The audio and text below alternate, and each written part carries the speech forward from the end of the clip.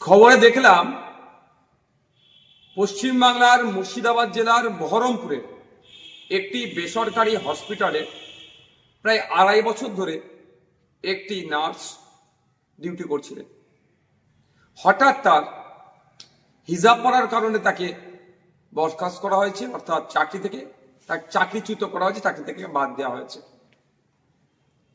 আমি ভেবে অবাক হচ্ছি আমরা কোন রাজ্যে বসবাস করছি।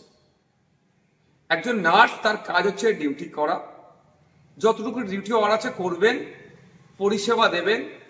সে হিজাব পরে থাকলো, মা মাথায় সিঁদুর থাকলো, বা হাতে শাখা পালা থাকলো, এটা ম্যাটার করে না।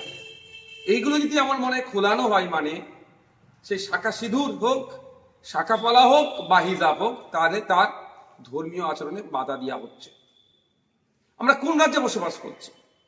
এই দিন দেখার জন্য কি সংখ্যালঘু মুসলিম সমাজের মানুষেরা, ধর্মনিরপেক্ষ মানুষেরা তৃণমূলকে ক্ষমতায় তৃতীয়বারের জন্য এনেছিল?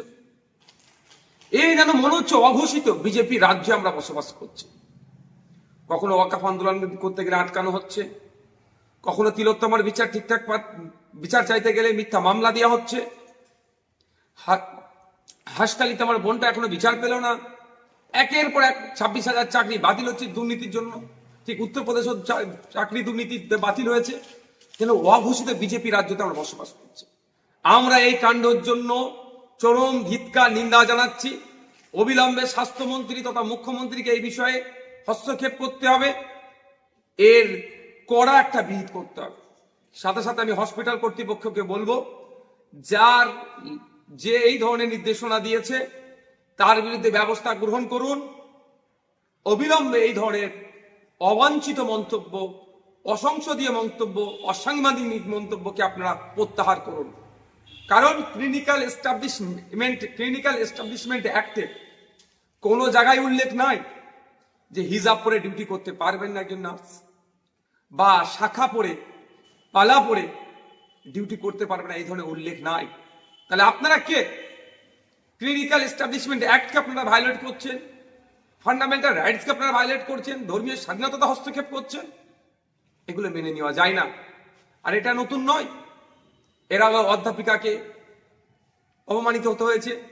মাননীয় মুখ্যমন্ত্রী যেখানে নিজে হিজাব পরে ভোট চাইতে চলে যাচ্ছেন, সেখানে একজন হিজাব পরে তার কর্মক্ষেত্রে তার এই স্বাধীনতাটুকু নাই কেন? ঠিকঠাক করে কাজ করতে পারছে, তাকে চাকরিচ্যুত হতে হচ্ছে। এই অন্যায় মেনে নেওয়া যাবে না।